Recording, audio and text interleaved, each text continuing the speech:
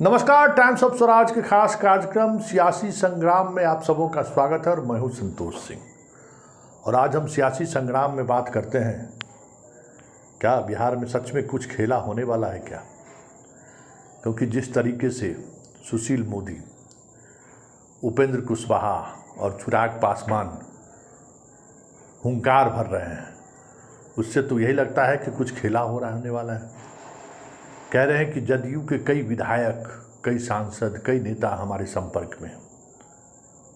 स्वाभाविक तौर पे जो बातें कही जा रही है, अगर उसमें सच्चाई है तो फिर जुलाई माह अगर बात करें तो राजनीतिक दृष्टिकोण से 21वीं सदी में काफ़ी महत्वपूर्ण रहा है बिहार के लिए।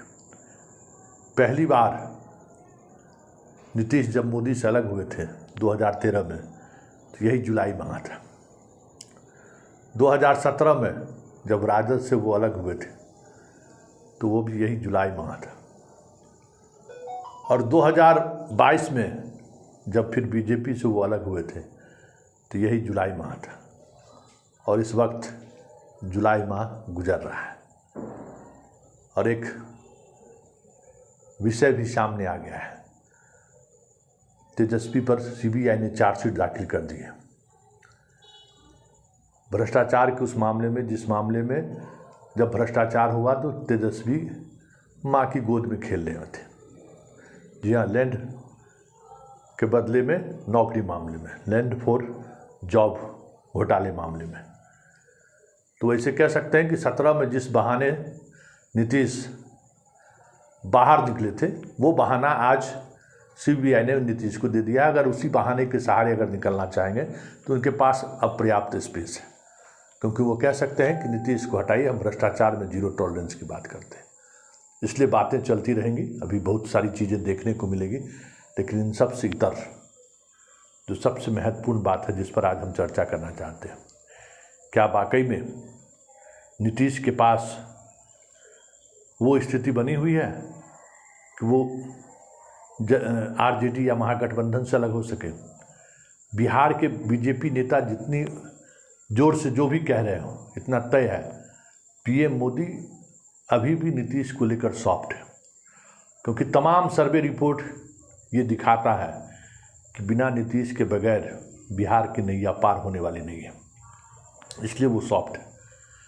लेकिन एक और बात है कि इस बार नीतीश के पार्टी के अंदर भी कई तरह की ऐसी चीज़ें चल रही हैं जो चीज़ें नीतीश के लिए को असहज किए हुए हैं। इस बार मोदी को लेकर जो फ्रंट खोलने वाले लोगों में सबसे ज़्यादा एग्रेसिव हैं तो वो है राष्ट्रीय अध्यक्ष ललन सिंह। और अगर टूट की स्थिति बनती है या फिर ये मोदी के खेमे में जाते हैं तो ललन सिंह बगावत करेंगे, ये तय दिख रहा है। और ऐसे में जदयू के कई ऐसे विधायक हैं जिनका कंस्टिट्यूएंसी आरजेडी के साथ जाने पर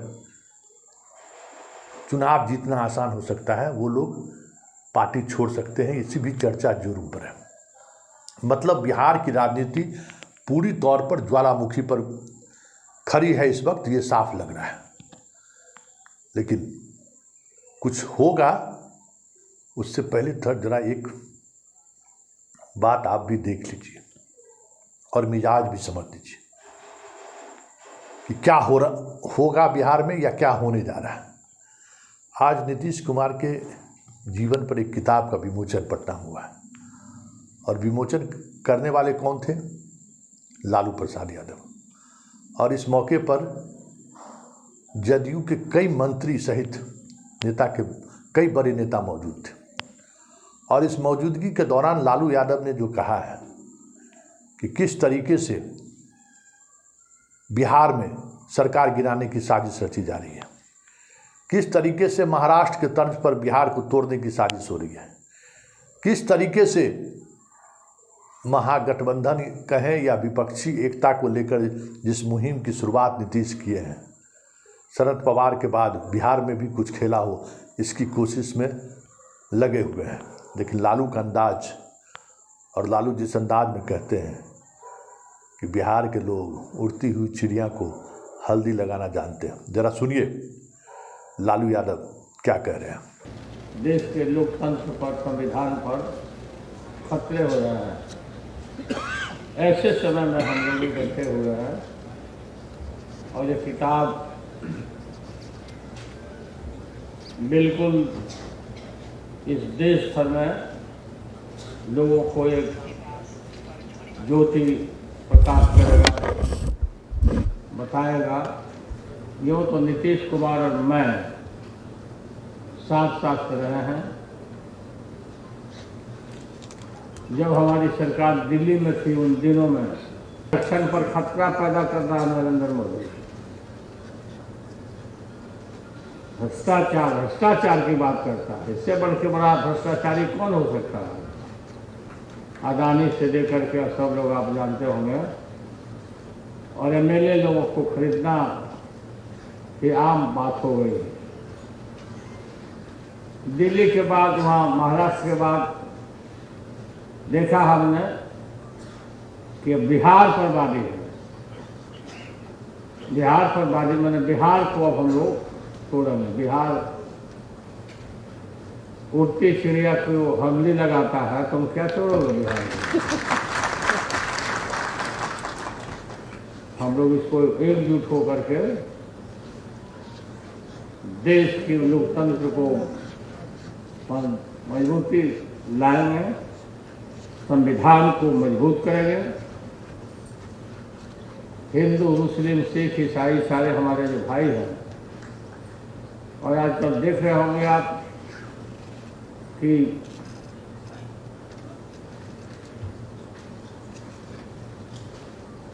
ये बात चल रही है कि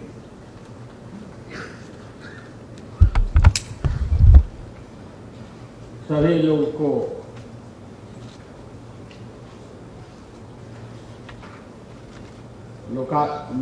सभी लोगों को इकट्ठा करने के बजाय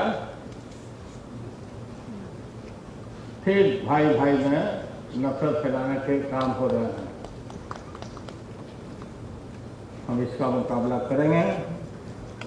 मैं उदयकांत जी को काफ़ी चर्चा कर रहा था कि बिहार में एमपी लोगों को तोड़ दिया जाए। एमपी को तो बिहार में से निकालो। बिहार कहाँ हिलता डुलता है।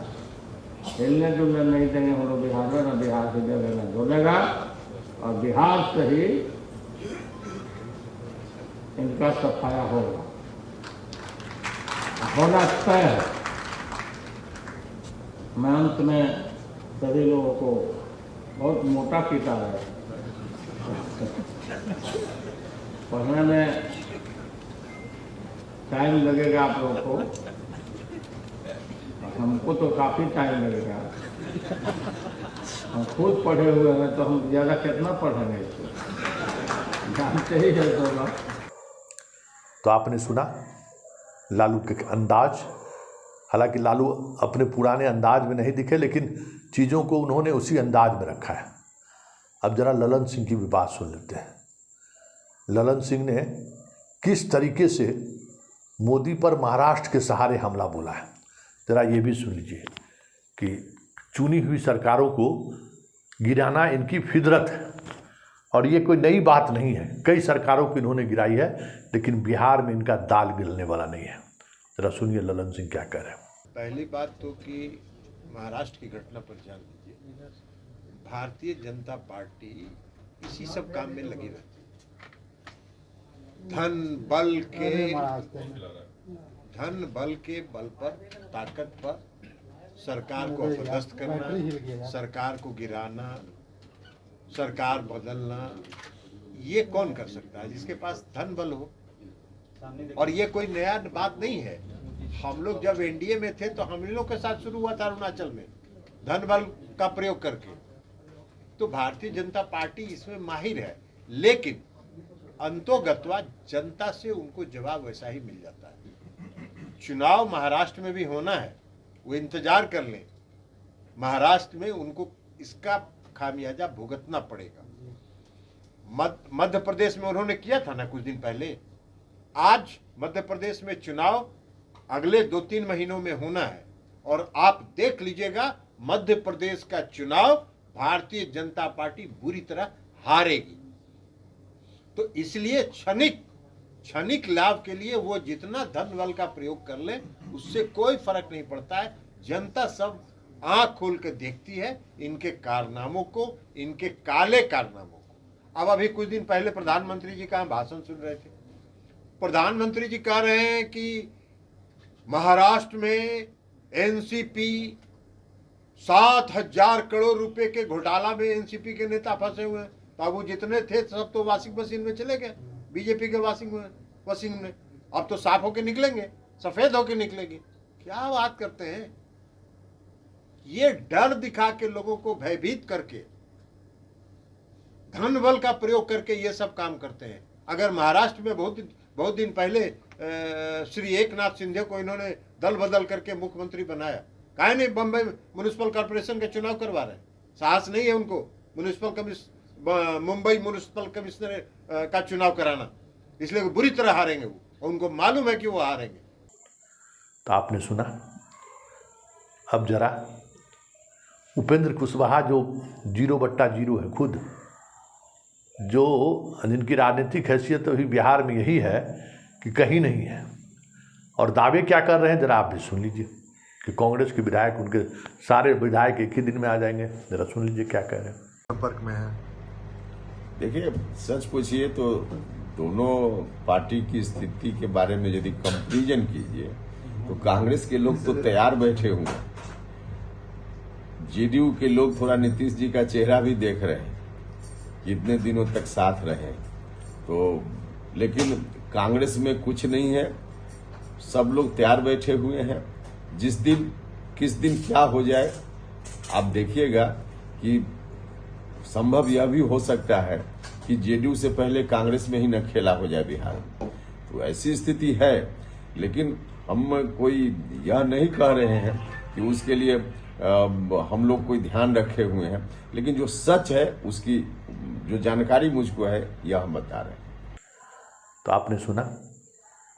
अब जरा सुशील मोदी का जो अंदाज रहा है और चिराग पासवान का जो अंदाज रहा है, दोनों इस अंदाज में ये बातें कही हैं कि हमारे संपर्क में तो जदयू की पूरी पार्टी है। अब सोच लीजिए, चिराग पासवान जो अपनी पार्टी नहीं बचा सका, सुशील मोदी जो नीतीश छोड़ के दो बार चले गए, वो उसको रोक नहीं सके। उनके पार्टी में जो सारी चीज़ें गतिविधियां चल रही है वो उनके कंट्रोल से बाहर है, और वो दावा कर रहे हैं कि खेला खत्म। नीतीश कुमार को, तेजस्वी यादव को अविलंब मंत्रिमंडल से बर्खास्त करना चाहिए, क्योंकि भ्रष्टाचार से जुड़े मामले में आज राज्य के उप मुख्यमंत्री पर सीबीआई ने चार्जशीट फाइल कर दिया है। मैं नीतीश जी को याद दिलाना चाहूँगा, जब लालू यादव पर चारा घोटाले में चार्जशीट फाइल हुई थी, उस समय नीतीश कुमार, उनकी पार्टी ने यही मांग की थी कि लालू यादव को बर्खास्त किया जाए। तो नीतीश जी अब तो आप राज्य के मुख्यमंत्री हैं, आप कहते हैं कि भ्रष्टाचार से कोई समझौता नहीं करेंगे। तो जो भ्रष्टाचार से जुड़े एक मामले में जो रेलवे की नौकरी के बदले जमीन लिखवाने का मामला है, इसमें आपके सहयोगी जिनको आपने अपना उत्तराधिकारी घोषित किया है वो चार्जशीटेड हो गए हैं। तो क्या अभी भी आप उनको संरक्षण देंगे या आप अविलंब उनको मंत्रिमंडल से बर्खास्त करेंगे? वो कह रहे हैं कि नीतीश गए। देखिए, बहुत बड़ी अच्छी बात है। बिहार की राजनीति अब इस कदर संभावनाओं की तरफ बढ़ रही है, ये बहुत बड़ी बात है। लेकिन इन संभावनाओं के बीच जरा इन चीज़ों को टटोलिए।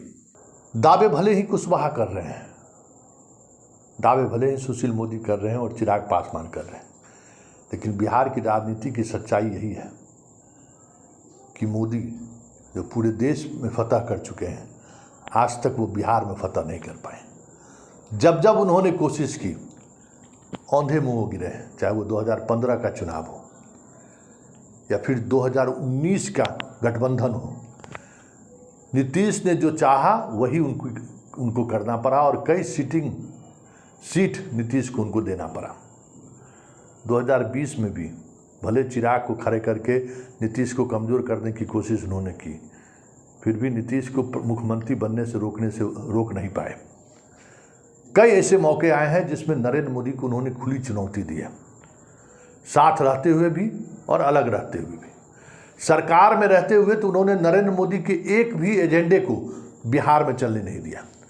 याद करिए कि 2019 के लोकसभा चुनाव में जब कॉमनल एजेंडे पर जय श्री राम का वो नारा लगवा रहे थे, नीतीश कुमार चुपचाप मंच पर बैठे रह गए, खड़े तक नहीं हुए। अपनी शर्तों पर 2005 से लेके 2023 तक नीतीश कुमार ने राजनीति की है। बेहद कमजोर होने के बावजूद भी नीतीश कुमार अपने शर्तों पर राजनीति की है, ये उन्होंने दिखाया है और यही उनकी मजबूती की वजह है। और आज भी मोदी, पीएम मोदी बिहार को लेकर घबराए हुए हैं। इसकी वजह ही नीतीश का वो कॉन्फिडेंस है कि कमज़ोर होने के बावजूद भी ये झुकना स्वीकार नहीं करते हैं किसी भी स्थिति में। 2005 से लेके 2022 तक 2 वर्ष को आप छोड़ दें, 13 से 17, मतलब 15 से 17 अगर छोड़ दें या 13 से 17 को अगर छोड़ दें, जितने दिनों तक ये बीजेपी के साथ में रहे और मोदी के रहते हुए भी बीजेपी के साथ सरकार में रहे, एक भी कॉमनल एजेंडे को बिहार में इन्होंने चलने नहीं दिया। और ये जो चाहा लोजपा को इन्होंने तोड़ा, चिराग को सड़क पर ला दिया, बीजेपी को करना पड़ा। जो निशाने पर नीतीश के थे उनको लोकसभा का टिकट से वंचित करना पड़ा। जो नीतीश की खिलाफत बीजेपी में किए उनको विधानसभा का टिकट कटवा दिया इन्होंने। मतलब नीतीश ने इस स्थिति में भी अपनी चलाई है उसे। और मोदी इस देश को भले ही अपने उंगलियों पर नचा रहा हो, बिहार आज भी उनके उंगली पर नहीं नाच रहा है, ये एक सच्चाई है। अब देखना ये है कि महाराष्ट्र संकट के बाद नीतीश कुमार को लेकर जो कहा जा रहा है और जो स्थिति बनती जा रही है, क्या वाकई में चौथी बार जुलाई में कुछ होगा? देखिए आगे आगे होता है क्या, लेकिन इतना तय है कि नीतीश विधायक के मामले में भले कमज़ोर हो, लेकिन आत्मबल के मामले में वो अभी भी मोदी और शाह पर भारी पड़ते हैं। ये कई मौका पर देखने को मिला है। ऐसे में बिहार में टूट की संभावना जदयू में आकलन करने वाले जो भी कर रहे हो, संभावना छिन्न है।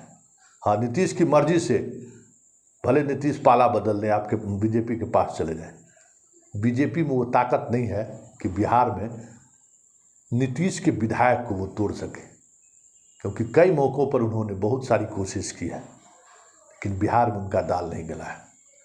अब ईडी और सीबीआई के सहारे जो दाल गला ले, लेकिन चीज़ें यही है कि नीतीश अपनी शर्तों पर जाएंगे। ये भी अगर कयास बनता है तो ये तय मानिए कि सम्राट और विजय जैसे लोगों की छुट्टी होगी तभी नीतीश वहाँ जाएंगे, क्योंकि मोदी की मजबूरी नीतीश आज भी है। और विपक्षी एकता को लेकर जो बातें चल रही हैं उसमें नीतीश ही एक ऐसा चेहरा है जो चेहरा मोदी को चुनौती दे सकता है, और इस बात को मोदी पूरी तौर पर समझ रहे हैं। ऐसे में बिहार में कोई बड़ा हलचल हो इसकी संभावना बहुत कम है। हलचल अगर होगी भी तो नीतीश साथ जाएंगे एनडीए में। इसके अलावा किसी भी तरह की गुंजाइश बिहार में दूर दूर तक दिखाई नहीं दे रहा है।